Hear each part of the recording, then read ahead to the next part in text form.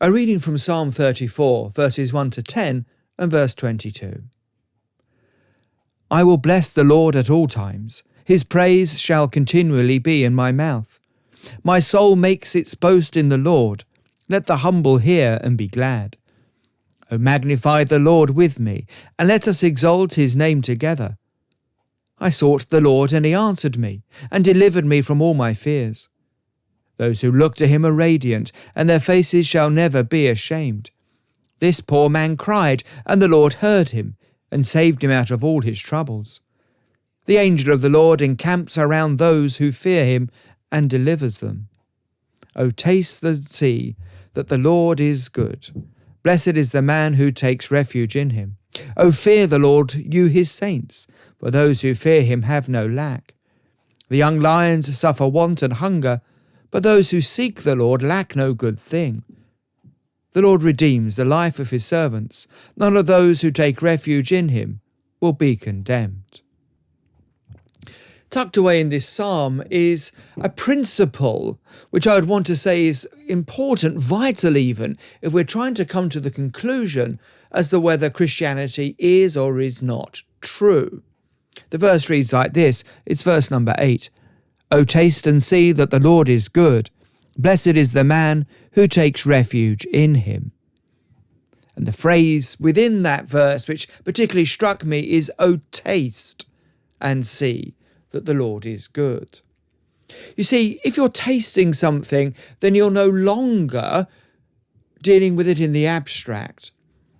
When I was growing up, and I'm sure you'll remember them, there used to be wine experts on television, and they would swirl around the wine and they'd sniff it and they'd drink it, all the rest of it, and then they'd come and try and come up with ways to describe it. It has a taste like buttery petrol, or it might be some sort of blackcurrant and licorice, or whatever it was, you know, the sort of thing. The point is, though, that you didn't really have any idea as to whether what they said was right or not, unless you tasted the wine for yourself. You really couldn't have an understanding of what the wine was like from their description. You had to, in the end, taste and see for yourself. You might read a guidebook to some great city, a Cologne or a Rome or somewhere like that. You can read through the guidebook, you can look at all the plans and the maps and the descriptions, but you can't decide for yourself whether this is a place of great beauty or not until you go there yourself.